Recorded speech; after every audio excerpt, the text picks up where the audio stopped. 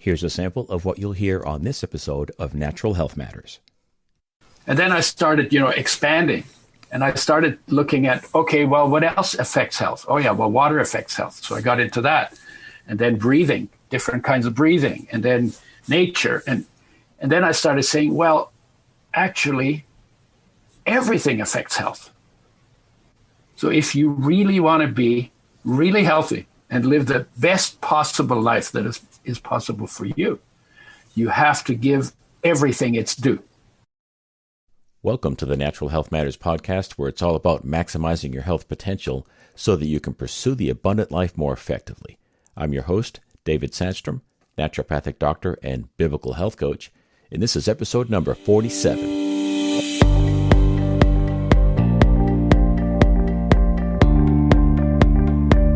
This episode is brought to you by Earthing Grounding Products. There's a reason why everyone loves a barefoot walk on the beach. God designed our bodies to make barefoot contact with the earth on a regular basis. We weren't designed to wear rubber-soled shoes all the time. You can enjoy the health benefits of being grounded with the earth indoors by using Earthing products. Go to my website, davidsandstrom.com/resources, and click on the Earthing logo and see what a difference getting grounded can make in your health and vitality. This episode is part 2 of a 2-part series of my conversation with Udo Erasmus. So if you haven't listened to part 1, go back and listen to episode number 46 now. It would probably be a better lead-in than just jumping into this one. We're talking about his Total Sexy Health program, and Udo's approach to health is a lot like my own, and that is that we consider people more than just a body. We have to address our mental, emotional, and our spiritual component if we really want to address our health effectively. If you listen to this show on a regular basis, you know it's my contention that we maximize our health potential by aligning our lives more fully with God's natural design for spirit, mind, and body. And Udo's Total Sexy Health program does just that. In this conversation, Udo and I talk about health from a different angle than most people would consider. When we surrender to or cooperate with our natural design at all levels, it brings more peace, and peace is health promoting. I think you're going to enjoy this conversation, so let's jump right in. You have a program that you call Total Sexy Health, and there's 8 steps in it, and I'm not familiar with it. Mm-hmm. Maybe you could break it down for us, and let's talk about those 8 steps and what it's all about. Okay, so the book on Total Sexy Health, the 8 key parts designed by nature. That's what the title of the book is. Okay. And that came out of, we talked about realizing that information is important, but inspiration is just as important. And I got into oils because they were the most confusing area, least well understood, most damaged, most disease-causing area. And I thought, wow, I could make a difference. If we could bring the omega-3s back, they're too low in 99% of the population, and make them with health in mind so they're not damaged, we could help so many people. And I just got so inspired. It was like, oh my God, I have a mission. I actually have a mission that I think is worth being on. Yeah. And then I got into, okay, but you also got to inspire people, because information without inspiration is not going to be acted on. Right. And then I got into digestion, digestive enzymes, probiotics, fiber, because that's the next most neglected area where there are the most problems. And then I started, expanding, and I started looking at, okay, well, what else affects health? Oh, yeah, well, water affects health. So I got into that. And then breathing, different kinds of breathing, and then nature. And then I started saying, well, actually, everything affects health. So if you really want to be really healthy and live the best possible life that is possible for you, you have to give everything its due. And so then I said, okay, well, let me break it down. Can I interrupt you right there, Udo? Yeah. I just need to share the story. Is that so? Your inspiration for learning what you could about health started with your own health challenge with the poisoning and the intoxication you had. Yep. So I had a similar experience. I was a naturopath and I certified nutritional counselor, and I had an office, and I called myself holistic at the time. But the problem is I was doing the same thing that a lot of practitioners do. And I was focusing almost entirely on the physical and all but ignoring the mental, emotional, and the spiritual aspect to a human being. Yeah. And people made progress. I'm not saying there wasn't some use to that, all that. There is. There's plenty. Yeah. But when I had my own health challenge, in 2012, I was diagnosed with chronic Lyme disease. And I was in denial at first. I didn't want to believe it. But after I got an accurate blood test, and sure enough, I had chronic Lyme disease. And I had fatigue. I had migrating joint pain. I had headaches. I had brain fog. It was pretty tough. It was a rough experience. So I knew that the traditional treatment was high dose antibiotics for a year or more. And I knew that was going to rip my gut apart, and I would probably introduce more problems than I solved. So I said, I'm gonna learn more about the mind-body connection, the mental, emotional component to health, and the spiritual component to health.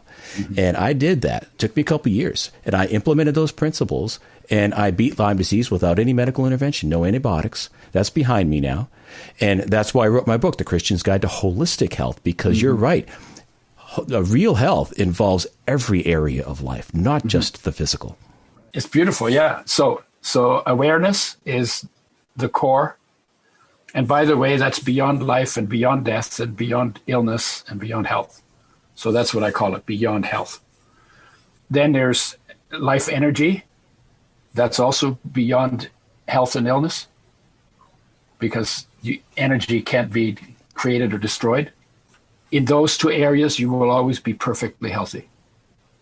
You cannot, if you have trauma and drama and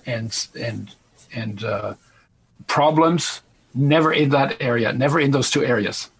Inspiration also can never break down. You can lose your inspiration if your awareness wanders off, if your focus wanders off. But those three are internal, are more you than you are, and are beyond all of our worldly problems, because our worldly problems are mostly mental and physical and social and environmental. Yeah. So those are the three that are not physical. Then there's the body. Mostly we talk about health, we talk about food and fitness. And then maybe water, maybe air, and then exercise, and then rest, and then recovery, and detox. All about the physical. And detox, because it's all physical, right? Yes. Then the next one is survival smarts. That's the survival part of mind. Inspiration is the thrival part of mind. So survival smarts depends on skills, anticipation, but also on calmness, which is internal again. Then social group. You know that people affect your health. In fact, when we were kids on playing soccer, and we'd get on each other's nerves, people would yell at each other, "You make me sick!" Right? So we knew even as kids that other people. There was a connection there. Yeah, you make me sick. Right? Yeah. And then the next one is the environment. So that's number 7. And number 8 is the big picture of being okay with the fact that the body is a terminal condition in an infinite universe, and being okay with that, and not being, oh my God, I'm going to die. This is like being okay with that and living fully. And then the cherished state is to be fully present in all of your being and your surroundings, and not lost in thoughts in your head. Okay. And then it's easy to respond and to flow and to move in a changing environment, because it's always changing. But you have stability inside, and your focus of stability is not your mother or your government or something outside of you, but your stability you carry with you, because it's within you all the time. But it's not helpful if you don't know that. It's not helpful if you're not experiencing it that way. Yeah. Well, I'd like to point this out. You're kind of referring to that inner energy. And there's a Bible verse that says it is Christ working in and through you.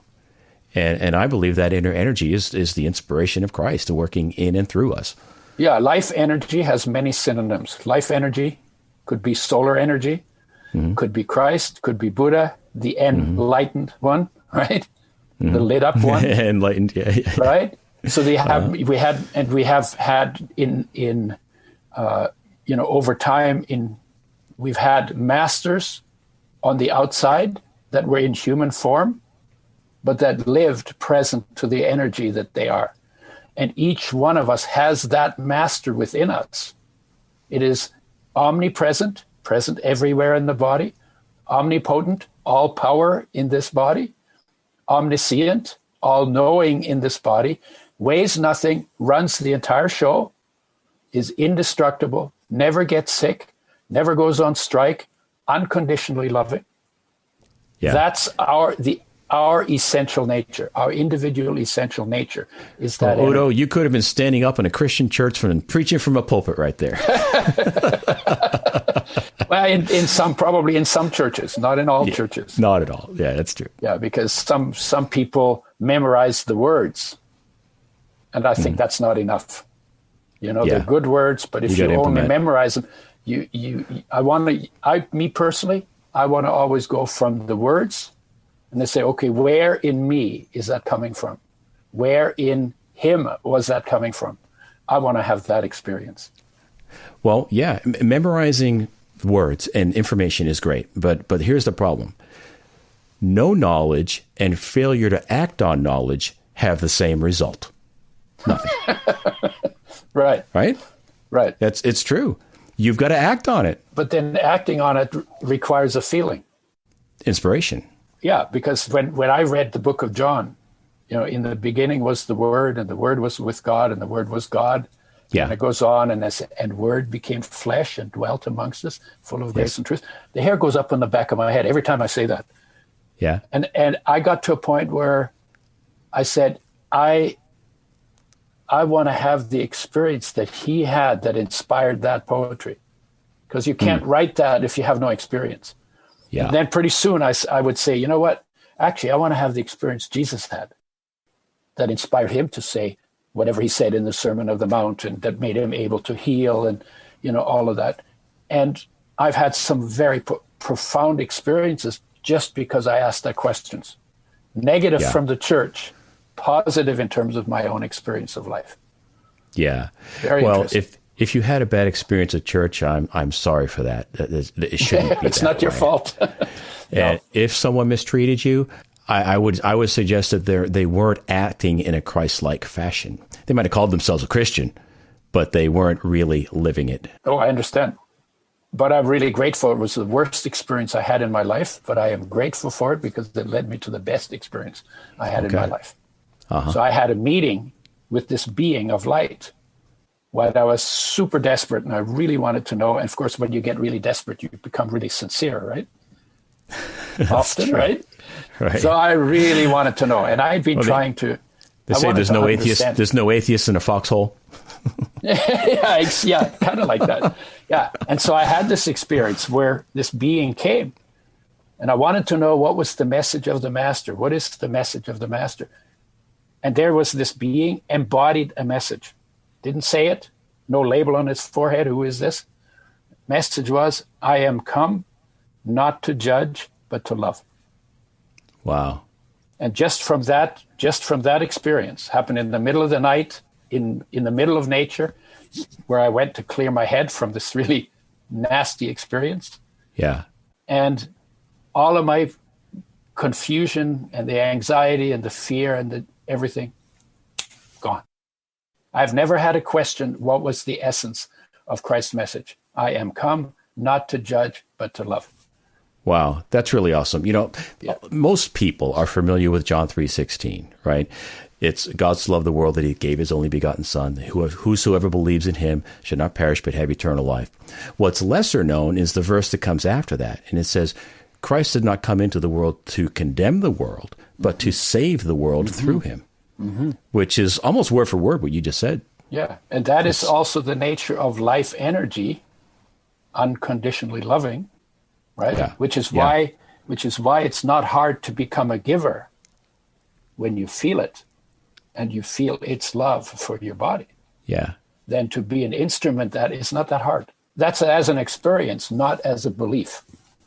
And that's important difference. Well, I've got a chapter in my book called The Power of Love. And Jesus said, "This greater love is no man than this, that he lay down his life for his friends."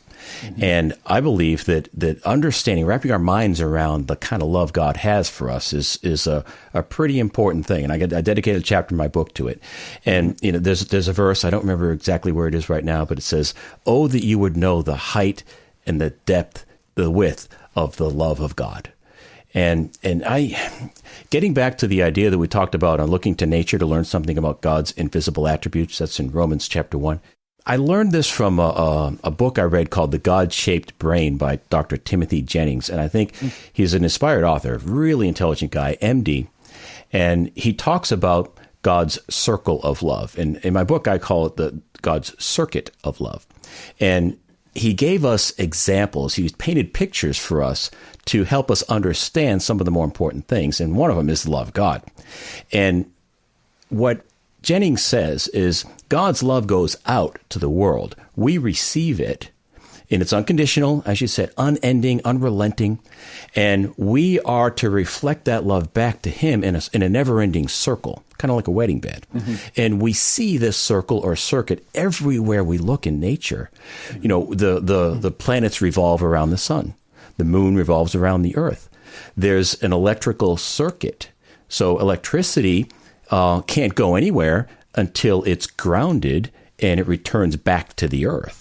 So electricity comes from lightning and the clouds, and the negative charge, the positive charge from the lightning goes down the opposite track, comes down to the ground, attracted to the negative ions, and then we can produce electricity. But that electricity does us no good. It won't flow until it's given away and it goes back to ground. We have the water cycle.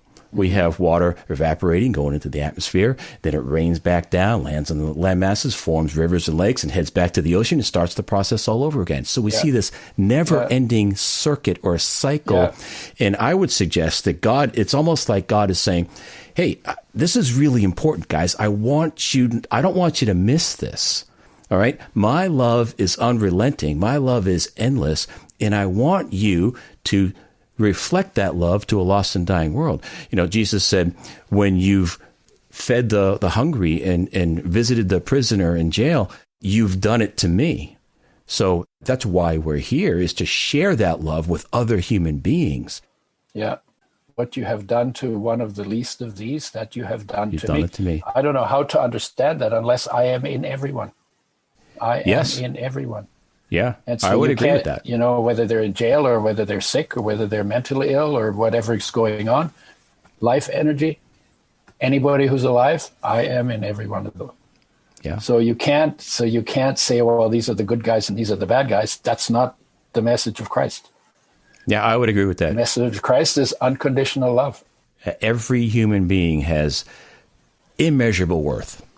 Every human being. Yep. So what's the sexy part of this?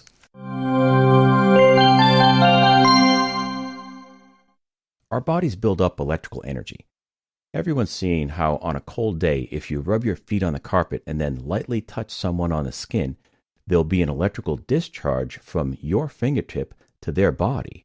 The same thing happens on a much larger scale during a thunderstorm. Our body's energy is very subtle, and the trouble is, much of the energy that builds up in our bodies throughout the day is harmful to our health. We need to ground our bodies with the earth to help us reset our subtle energy rhythms.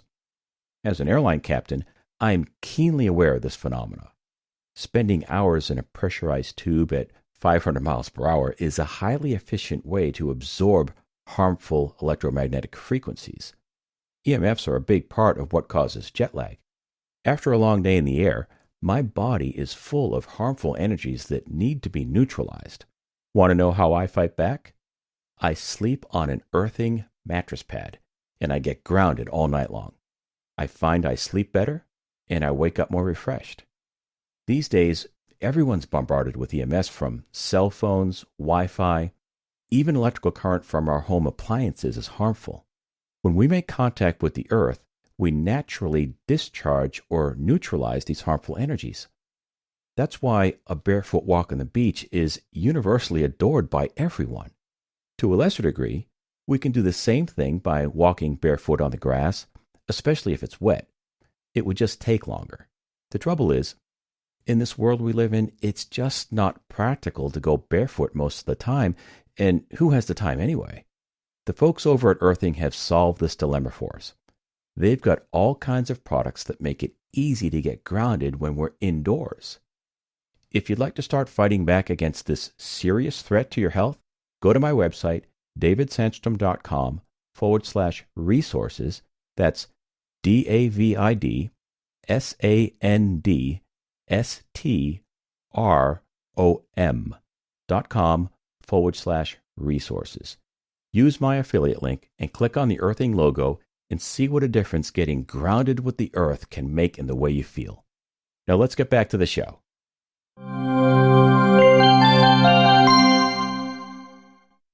So, what's the sexy part of this? Oh, so the idea is, if you think of it, we use sex to sell everything. Why is that? Because sex is the power word. Why is it the power word? Because it makes you feel something. Yeah. And a lot of people, if you're really in your head, sex will still make you feel something. Yeah. It triggers an emotional response, and we make purchase decisions based on emotions. Yeah. You may not feel anything in your heart, because that's more difficult than feeling something sexually. So sex is the power word. And we use that word to sell everything. And I thought, gee, wouldn't it be nice if somebody used that word to sell people on themselves, on the magnificence of their being. Uh-huh. And to actually embrace that, you have to give each one of those 8 parts its due, because each one has a different nature and a different function. Each one needs a different attention on a regular basis, and each one goes off in a different ways and responds to a different kind of intervention. Yes. So so it is my honor to be able to use the sexy to sell people on themselves. But there's another reason, is when you talk about sexy, like on the street, anything that is attention-getting, that is full-on, that is present, that is vital, that is amazing, that is cool, is called sexy, including architecture, sexy poetry, sexy lines in art, sexy technology, right? So the word sexy is a power word, but it also has a very wide application. So when you are fully present in all of your being and your surroundings, so in other words, aware of awareness, aware of life energy, aware of inspiration, aware of the body and all of that, aware of your surroundings, aware of the people, aware of nature. When you're fully present in all of that, that is the most present you're going to be. And that's going to be your most sexy, because people like that are super attractive. That's why people love the masters, because they were present in all of their being, right? Yeah. And then the model is that when you get out of line with one or more of these 8 parts, then you lose part of your sexy, because each one of those 8 confers part of your sexy, part of your presence to you. And when you get realigned with it, you get your sexy back. All right, I get it. So sexy and healthy could be synonyms in that use. Yeah, I would agree with that. Yeah. I want to go back to a point you just made about living in the present. And the Bible says that, Jesus taught, who of you by worrying can add 1 inch to his height? Or in another passage, do not worry about tomorrow, for today has enough trouble of its own. So, we have the past that we can look to and learn from, and we can plan for our future, but we certainly don't know it. Mm-hmm. We only have the present. We live in the present moment. Yeah. And there's a place great deal of choices. Yeah. If we're living in the past, we're likely to be bothered by some hurt or some woundedness that will be affecting our present. That's not a good place to live. Yeah. And if we're living and dwelling in the future, that can be very, very fear-producing because it's so uncertain. Anxiety if you're worried about the future, and depression if you're thinking about the past. Right. So we live in the present, and to focus on the present will bring a great deal of peace, and peace brings health. Yeah. I think you and I are in a total agreement there. Yeah. Now, I came to it very different. My parents were not religious. Yeah. They went through the First World War. Then after that, the Bolshevik Revolution. After that, the Depression. And after that, the Second World War. That was their life in Europe. Yeah. They were in Latvia, then in Poland, then in Germany. Yeah. And they basically, their religion was nature. Nature's pace is good, and, nobody bothers you, and people don't try to impose all of their crazy ideas on you. So they were like that. When we asked the questions, they said, well, you got to figure it out for yourself. And what happened to me is when I was in my 20s, I decided, it occurred to me one day that my grandfather, who I never knew, hadn't been dead for 50 years and nobody remembered him. I don't even know what his name was. Wow. But there was this guy called Jesus, and they're still talking about him 2,000 years later. Yeah. What's the difference? And so then I got a red letter edition where everything Jesus said was in red and everything else was in black writing. Yeah, right. And I started putting little things he said to the test, like some of the things he said about faith. Don't worry about what's going to happen. Yeah. And I literally took risks, put myself in risks that if what he said wasn't true, I would have not ended up in a good place. And what did you find? And incredible things happened, just like unbelievable things happened. Wow. And then the culmination of it was that experience that I told you about after the Christians told me that I was from the devil and the Antichrist and I should get the hell out of there. That's what they told me.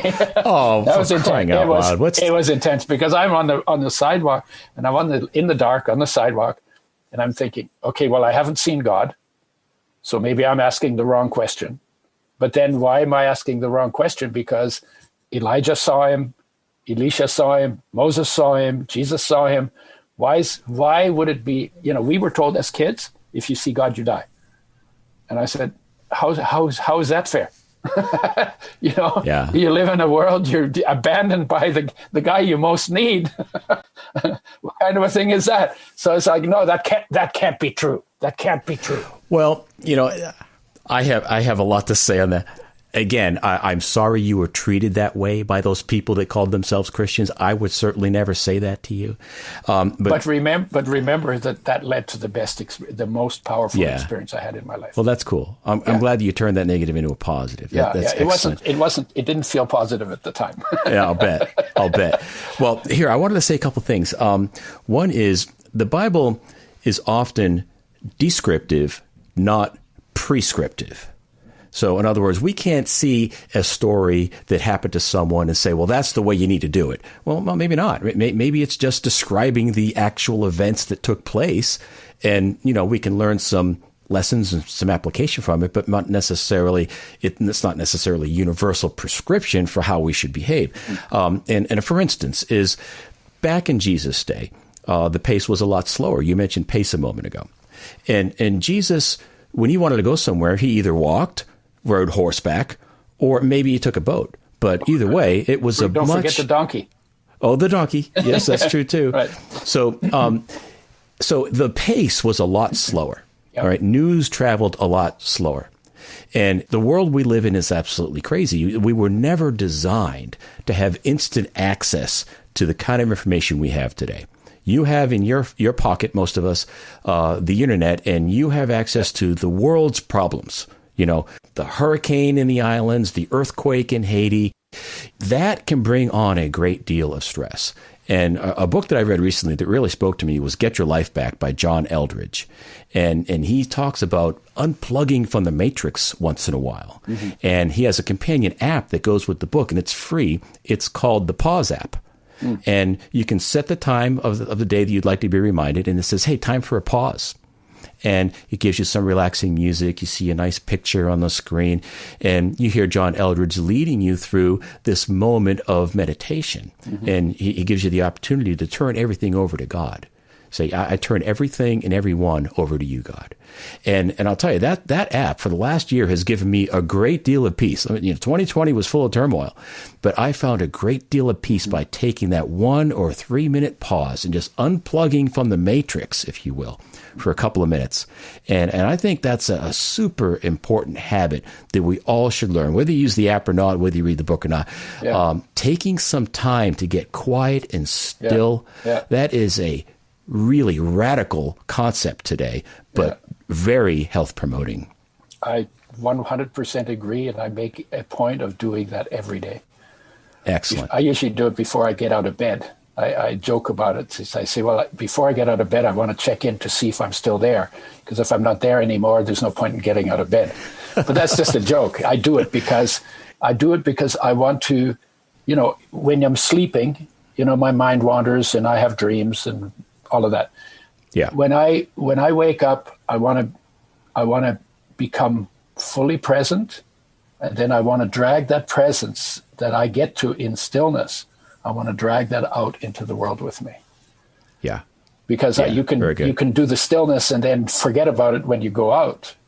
But I'd like to live out of that stillness into the world, because when I'm in a still place, I see the world and create the world very differently than if I'm in anger or I'm in fear.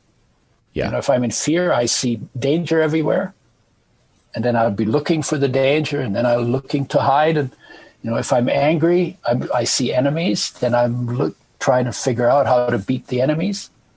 Yeah. When I'm in stillness, oh my God, peace has always been everywhere. Yeah. That's so incredible. You'll see what you're looking for, right? Yeah, exactly. Yeah. Stillness is nice. Stillness is really nice.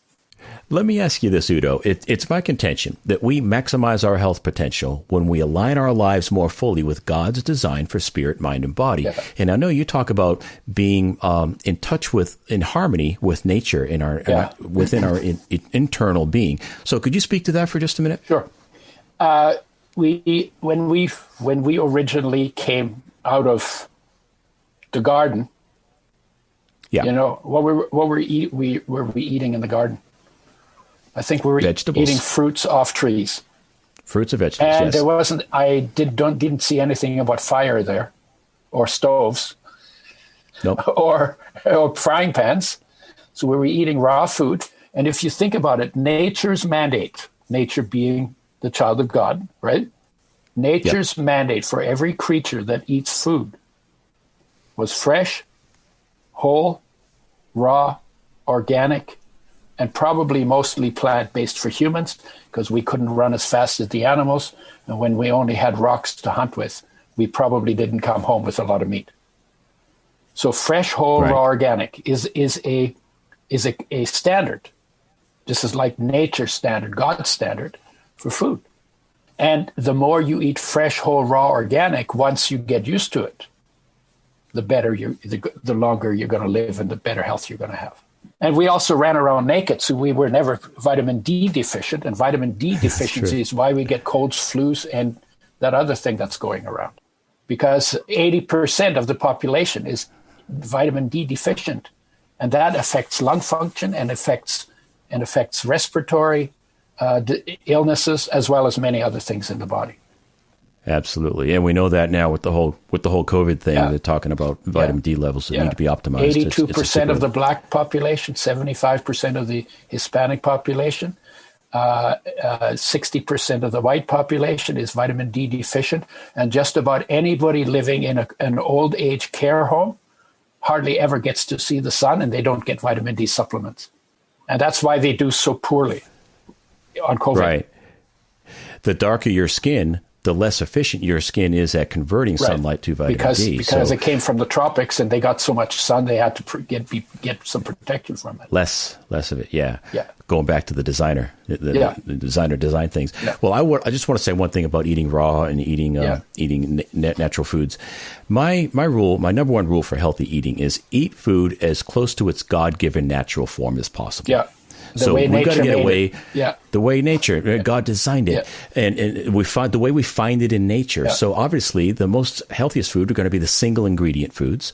Anything at the grocery store in a box or a package is suspect. Yeah. Because the more man gets his hands on our food supply, the less healthy it becomes. They start putting stuff in there, adulterants like chemical coloring, chemical flavoring, texture agents, fluffing agents. In here, we pretend that we're smarter than God. Right. We can improve. Exactly. We can improve on his imperfect design. Right. That's pretty arrogant. We don't look forward to technology for our food. We look back to the nature and the natural way of things, and that's the most important thing. I just want to say one thing about eating vegetables, and that is, yes, we ate fruits and vegetables in the garden. That's clear. But in Genesis chapter 9, a few pages to the right, we see Noah and his family emerging from the ark, and a great shift took place. And God tells them that there will be a fear on the animals because you will have dominion over them, and they will be food for you. So some kind of a shift took place. It was a seismic shift because up to that point, the Bible talks about people living for 700, 800, 900 years. Right. And after the flood, but they were also running around naked in the garden. A lot of things shifted when we got booted out. That's like saying, a lot of things take place in the womb, and then when we get kicked out, we end up in a very different world. Yes. Yeah, absolutely. So it's my recommendation. I just want everybody to know, yes, we can eat animal products, but you need to eat them raised in a natural fashion. A chicken is an omnivore. They should be free range, and they should be organic, and they should be eating a combination of, nuts and seeds and worms and insects. That's a chicken's natural diet. A cow should be grazing on grass and short green stuff growing out of the ground, not corn. A cow would never eat corn, and it's a whole podcast in itself. But in its God-given natural form, a fish should be wild caught. It shouldn't be farm raised, fed an unnatural diet. Yeah. Most people don't even know this, but if you buy farm raised salmon, look at the ingredients. You're probably going to see red dye number 40 in there because they had to add dye to that gray, pale looking flesh to make it look appetizing. Yeah, the salmon meat is gray, not pink. Not pink. Right? Yeah, so that one rule, eat food as close to its God-given natural form possible, will really take care of you in a lot of circumstances. Yeah, and sometimes people say, well, I can't eat raw food. No, that's because you're not used to it. So you have to go slowly, get your body used to eating it, because your body will adapt. Yes. But it takes time. Yes. Because if you grew up on cooked food and been eating cooked food all your life, then all of a sudden you go 100% raw. Yeah, your gut's going to say, what are you doing? What are you doing? What are you doing to me? Right? So you have to, just like you have to exercise for a long time to build bigger muscles, you have to take time with raw food and bring him in slowly more and more and more. And give your digestive system a chance to get used to eating raw foods. Absolutely. And the same is true of easing into time-restricted eating or intermittent fasting is start off slow. If you've been eating 3, 4, 5 meals a day for 40 years, your system's going to freak out if you go 24 hours without food. So take it slow. It's a very healthy thing to do. I'm a firm believer in time-restricted eating. Yeah. If you can limit your eating to 6 or 8 hour window, that's awesome. Yeah. But do it slowly, just an increment at a time. Don't just try to do it all overnight. Your body's going to rebel. Maybe it may rebel. Yeah. A pretty good chance. Yeah. But so anyway, Udo, how can people get a hold of you if they'd like to learn more about you? I have two addresses. One is udoschoice.com, udoschoice.com. That's where I talk about the oil and the enzymes and the probiotics and stuff like that, products. Mm-hmm. And then the other one is called The Udo, THEUDO.com. And we have some courses. Yeah, and I will definitely put a link to the Total Sexy Health program in the show notes page to this episode. Thanks for being here, Udo. I appreciate your time. Yeah, thank you. It's been a blast. All right. Please don't forget, this episode was brought to you by Earthing Grounding Products. If you'd like to start cooperating more fully with God's design for your body and start enjoying all the health benefits of being grounded with the earth on a regular basis, go to my website, davidsandstrom.com/resources, and click on the Earthing logo and see what a difference getting grounded with the earth can make in your vitality. For more, go to davidsandstrom.com. In the show notes for each episode, you'll find links to all the resources that were mentioned, as well as a full transcript with timestamps that you can download for free. In addition, I always include a content upgrade with each show, which is a free download that is designed to help you go deeper with that subject. Once again, thank you for listening, and I'll talk with you next week. Be blessed.